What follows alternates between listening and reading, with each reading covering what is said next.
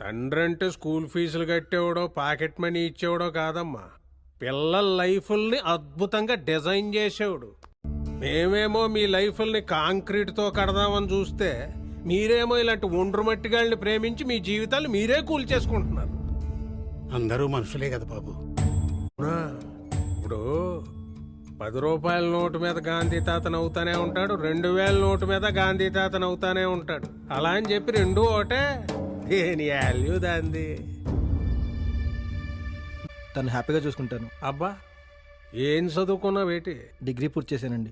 నీ degree certificate చూపించి ఉద్యోగంలో జాయిన్ అయితే 10,000 ఇస్తారు.